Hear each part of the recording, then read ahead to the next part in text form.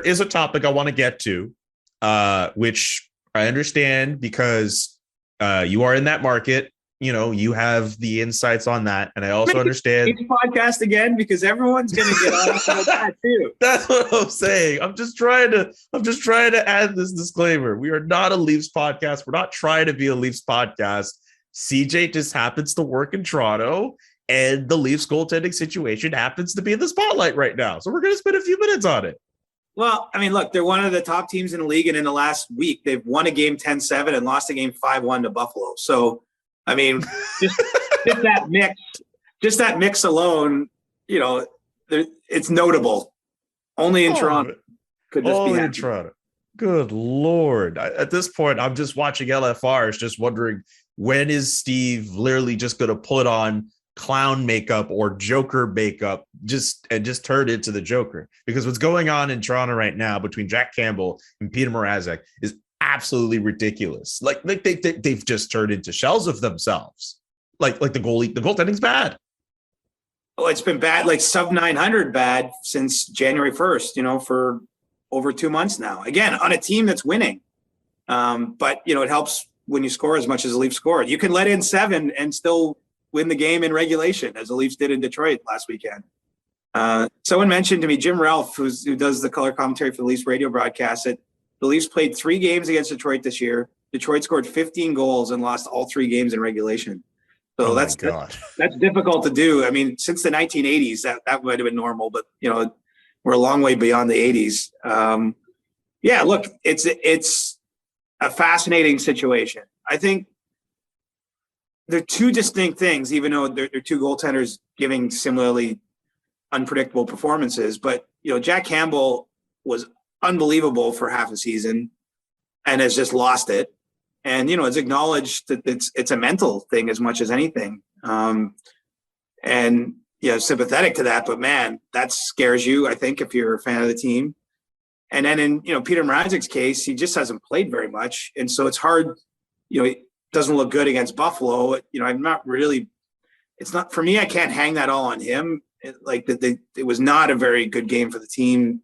They gave up some gruesome defensive lapses that led to some of those scoring chances. But, you know, the guy missed most of the first half of the season with 2 different groin injuries and just hasn't played a lot. And, you know, he's proven himself to be an average to slightly above average goaltender over a long NHL career, but you don't know what you're going to get from him on any given point right now, because I don't think he's found that groove, and it doesn't help that the other guy's struggling. So, you know, I think the natural question is the deadline. You know, will the Leafs be active? I'm sure they'll look around. The problem I see is there's not an obvious solution here. There's not one goaltender out there that's clearly available. You could say, like, yes, give up a bunch of assets, go get him, everything will be fine. There's a lot of hope out there for some of the other goaltenders, whether it's a guy like Jonas Corposalo in Columbus, who's likely to be moved. You know, even Braden Holtby might be moved by Dallas, although I think it depends where they sit in terms of the playoff picture. You know, that might not end up materializing either. I mean, there's not a sure thing. I mean, goaltending, as we know, by its nature, is not a sure thing. There's only a few goalies every year, like Andrei Vasilevsky, who just give you absolute confidence. I mean, just above average, amazing all the time. He had 4 shutouts in Tampa's 4 clinching games in the playoffs last year, which is unbelievable. But beyond those real high performers, there's a mystery there, and I don't think there's any hiding from the fact the Leafs have sprung a leak defensively, and you know, it doesn't help. I think naturally the play runs through the team when the goalies aren't sharp. Like, everyone's trying not to make a mistake instead of sort of playing free. And this is a big point in the season, because the Leafs don't actually play.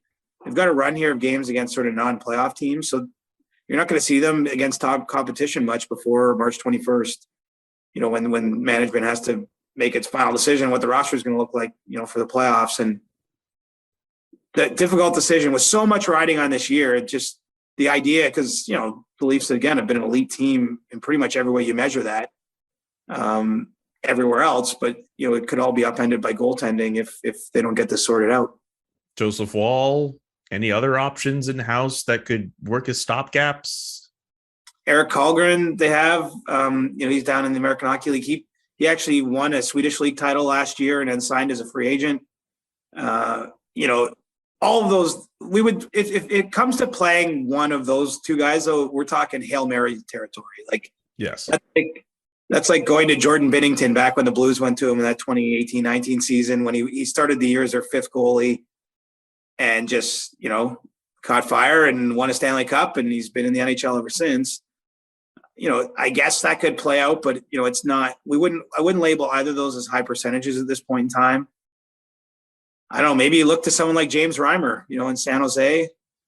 But I just don't see an obvious fix. And I think so. That's, if you're in the front office, obviously you're just hoping this fixes itself. Like, you're just hoping that Jack Campbell rediscovers, he played 70 games as a Maple Leaf at like a .920 save percentage. Like, it's like he has shown over a meaningful stretch of time that he can be someone you can trust to play a lot of games. It's just, now it's a meaningful stretch the other way, where really the last 2 months, there's some crooked numbers going up on his stat sheet. And, the fact that he's acknowledged, mentally, you wonder, look, he's in a contract here. Like, I can sympathize with the struggle that might be when all of a sudden you're going the wrong way, you're thinking you're costing yourself money, it could get in your mind. Like, I don't think it's entirely implausible that that's part of what's gone on here.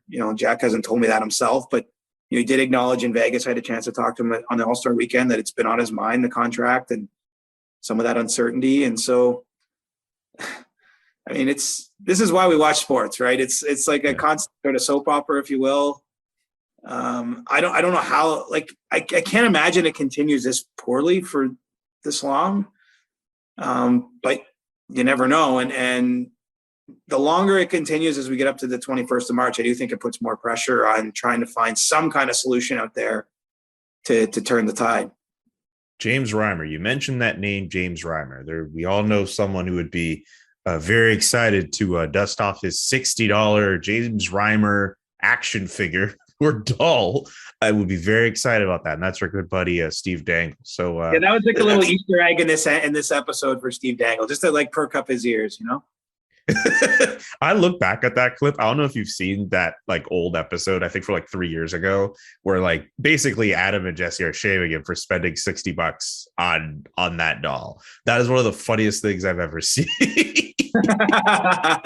Oh man, yeah. For everyone else watching this podcast who hasn't seen it, go look that up. Speaking of goalies, it's funny that we're talking about the Leafs goaltending situation, knowing that 2 minor deals kind of happened yesterday. The Flames got Michael McNiven from the Montreal Canadiens. I think that guy, if you really look down the Canadiens' depth chart, I think would be like 5th or 6th further down their depth chart. Now, Alex Stalock making the move from the Edmonton Oilers.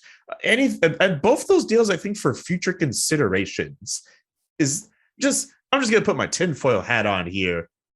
Is there anything to those? Is someone trying to clear salary for something going on? I'd love to say yes. I think in both cases, it's more doing the goaltender a favor, finding him a new opportunity, new organization interested in him. Future considerations for those at home that don't follow this closely literally mean nothing. The polite way of saying we're giving this player to another organization for nothing. And, Alex Stalock, I believe he was a long haul COVID case. Yes. After being in Edmonton. And I think it's just giving him a new organization, fresh start. San Jose has their AHL team in the same city as the NHL team. So whether he's an AHL or an NHLer, he can live in that area and try to find his way back to the NHL. McNiven, as you mentioned, is just buried down the depth chart. And I think it's really more about finding those players some new opportunities somewhere else, more than a precursor of what's to come. Okay. All right. So taking the tinfoil hat off, nothing to see here with those two. Hey, wow. You said yourself, you like a good conspiracy theory. So I was just curious. Well, and I would love to tell you it's something else. Blockbuster is the next shoe to drop, but I'm pretty sure Calgary is pretty well situated in net right now with, Jacob Markstrom at the top of their food chain having such a phenomenal year. San Jose, I guess we could maybe make a case just because their season probably isn't heading towards a playoff spot, although it kind of hung around. But I think more likely than not, it's just doing right by some individual players than anything that sort of organizationally is going to change.